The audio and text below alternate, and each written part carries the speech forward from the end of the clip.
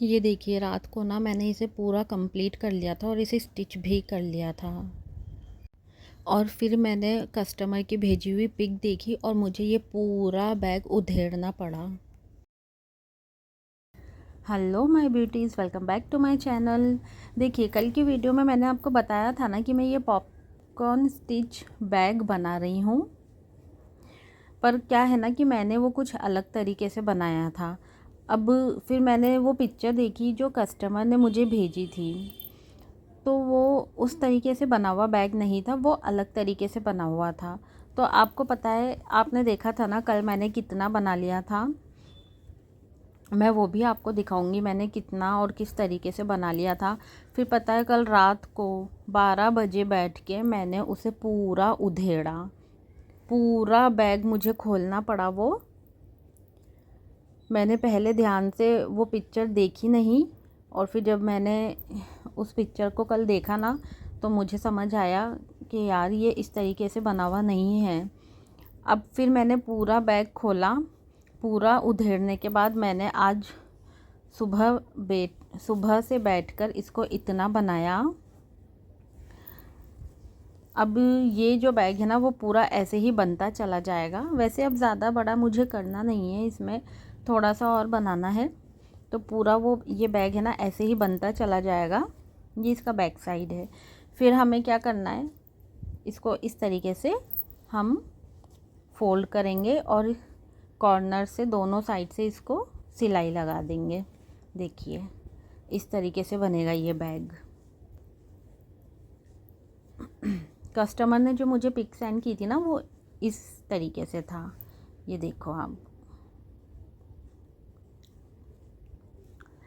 तो ये इस तरीके से बना हुआ बैग है, और मैं कुछ ज़्यादा ही अच्छे तरीके से बनाने लग गई थी, पर उनको तो ऐसा ही सेम यही चाहिए था। अब मैं पूरी कोशिश करती हूँ कि जैसा मुझे सामने वाले ने, तो अब इसको मैं थोड़ा और बना लूँगी और फिर इसको हम स्टिच कर देंगे और एक मैग्नेटिक बटन इसमें लगा देंगे और फिर ये कंप्लीट हो जाएगा। इस बीच में देखिए, मैंने ये हेडबैंड भी बनाए थे। ये हेडबैंड भी बनाए थे मैंने। एक रेड कलर का है और ये वाइट और पिंक है। ये ऑफ वाइट और रेड मैरून कलर है। मैं जब बैग बना बना के बोर हो जाती हूँ ना, तो फिर कुछ कुछ नया ट्राई करने का मन करता है मेरा। फिर मैं इस तरीके की कुछ चीज़ें बनाती हूँ। मेरे पास बैग के ज़्यादा ऑर्डर आते हैं, और जब मुझे एक ही एक तरह का बैग बनाना पड़ता है ना, तो फिर मैं बोर हो जाती हूँ बना बना के।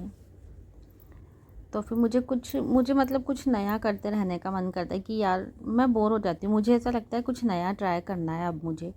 फिर मैं बीच में एक दिन का गैप लेती हूँ उससे, और फिर कुछ ना कुछ नया बनाती हूँ। जैसे ये बनाया मैंने, और भी बहुत कुछ चीज़ें बनाई थी इसके साथ। हेयर एक्सेसरीज़ और भी बनाई थी मैंने। वो अभी कहीं रखी हुई है, मेरे पास नहीं है, वरना मैं आपको वो भी बताती। नेक्स्ट वीडियो में बता दूँगी। ये भी बहुत प्यारा लगता है। और हाँ, एक बात और मैं आपको क्लियर कर दूं कि ये जो बैग और हेयर एक्सेसरीज़ ये सब मैं बनाती हूँ ना, तो ये ऊन के नहीं होते हैं, ठीक है। तो इनसे गर्मी नहीं लगती। ऐसा नहीं है कि इन्हें आप सिर्फ 2-3 महीने सर्दी में ही यूज़ कर पाओगे, ऐसा बिल्कुल भी नहीं है। ये ऊन से नहीं होते हैं, ये कॉटन यार्न होती है या फिर एक्रेलिक यार्न होती है, ये वूल नहीं होते। मैं इतनी गर्मी में भी बनाती हूँ, इनको यूज़ करती हूँ। मुझे अभी तक कोई प्रॉब्लम नहीं आई है, मुझे बिल्कुल गर्म नहीं लगता और ना ही कोई दिक्कत होती है। तो ऐसा नहीं है कि ये चीज़ें आप सिर्फ सर्दी में ही यूज़ कर पाओगे। बहुत से लोगों को ये मिथ होता है कि यार ये वूल की चीज़ें हैं, ये हम सिर्फ 2 महीने ही यूज़ करेंगे। तो ऐसा कुछ भी नहीं है, आप ये गर्मी में भी आराम से यूज़ कर सकते हो, क्योंकि ये कॉटन यार्न होती है और एक्रेलिक यार्न होती है, ये ऊन से बने हुए नहीं होते, ठीक है। ऊन की चीज़ें मैं सिर्फ सर्दियों में जो स्वेटर टॉप बनाती हूँ, या सॉक्स वगैरह, या हैंड ग्लव्स, या कैप हो गई, या फिर बच्चों के लिए जो पूरे सेट बनते हैं, वो सारी चीज़ें जो बनाती हूँ ना, जो सर्दियों में काम आते हैं, वो वूल, उसमें मैं वूल यूज़ करती हूँ। इन सब चीज़ों में मैं वूल यूज़ बिल्कुल भी नहीं करती हूँ। ये सब ये एक्रेलिक यार्न से बने हुए हैं। गंगा की एक्रेलिक यार्न आती है, उन्हीं से ये भी बनाया है मैंने, उन्हीं से ये भी बनाया है मैंने। हेयर एक्सेसरीज़ और जो भी मैं बनाती हूँ वो एक्रेलिक यार्न से या फिर कॉटन यार्न से बने हुए होते हैं। बुकेट मैंने बनाए, फ्लावर्स बनाए हैं, वो भी मैंने एक्रेलिक यार्न से ही बनाए हैं। और अभी मैंने कॉटन यार्न भी ऑर्डर की है, अमेज़ोन से ऑर्डर किए मैंने बहुत सारे सामान। जब मेरा पार्सल आ जाएगा ना तो मैं आपको बताऊंगी मैंने क्या क्या ऑर्डर किया है।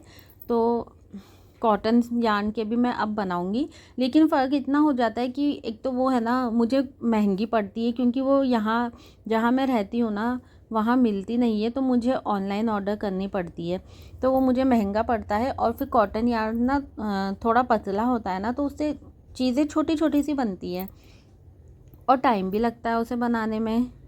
मुझे तो ये इसलिए है ना, गंगा की ये जो एक्रेलिक यार्न है ना, ये मुझे तो बहुत पसंद आई। थिकनेस भी बहुत अच्छी है इसकी। ये देखो, यहाँ से मैं आपको दिखाऊं तो 4 प्लाई है ये। थिकनेस भी बहुत अच्छी होती है इसकी, फिनिशिंग भी बहुत अच्छी होती है, क्योंकि ये मैट होती है।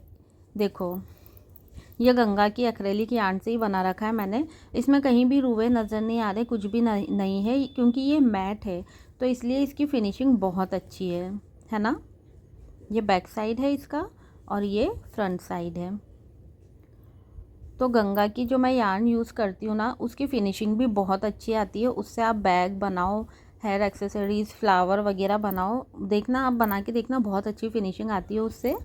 वो मुझे यहाँ मिल जाती है, लेकिन उसमें भी पता है मुझे सारे कलर यहाँ मिल ही नहीं पाते। अब जैसे ये कलर है, तो ये कलर मुझे ऑनलाइन ही मंगवाने पड़ते हैं। अभी ये कलर मैंने ऑर्डर किया था उसके लिए, सनफ्लावर वाले बैग के लिए, जो मैंने आपको पहले की वीडियो में बताया भी था। सनफ्लावर वाले मुझे 3-4 बैग बनाने हैं, तो मैंने वो ब्राउन कलर से छोटे छोटे से रोल बना के रख रखे हैं, क्योंकि brown colour, dark brown colour के ऊपर मुझे ये कलर यूज़ करना था, और ये कलर मेरे पास ख़त्म हो गया था, तो मैंने उसके लिए ऑर्डर किया था। पर जब मेरे पास पार्सल इसका आया ना, तभी मेरे पास इस कलर के लिए इस बैग का ऑर्डर आ गया, तो फिर वो मैंने यहाँ यूज़ कर लिया। अभी मैंने फिर ऑर्डर किया है, अब मेरा पार्सल आएगा ना तब मैं आपको बताऊंगी। मैंने बहुत सारी ऊन, ऊन तो क्या, ये वूल तो बोलेंगे नहीं, ये थ्रेड ही होता है, ये एक्रेलिक और कॉटन थ्रेड होता है। तो मैंने बहुत सारे ऑर्डर किए हैं, कॉटन के भी किए हैं, ये वाला भी कलर ऑर्डर किया है, क्योंकि ये मुझे यहाँ लोकल मार्केट में मिल नहीं रहा है, ये कलर, ये शेड नहीं मिल रहा मुझे। और अगर आप देखना भी चाहते हैं ना, तो मैं आपको बताती हूँ। देखो, गंगा की अगर मेरे पास है तो मैं बताती हूँ, रुको। तो ये देखो, ये गंगा की डिज़ायर, ये वूल मैं यूज़ करती हूँ हर चीज़ में। इसके सारे कलर हैं मेरे पास, कुछ मुझे यहाँ मिल जाते हैं, कुछ नहीं मिलते हैं।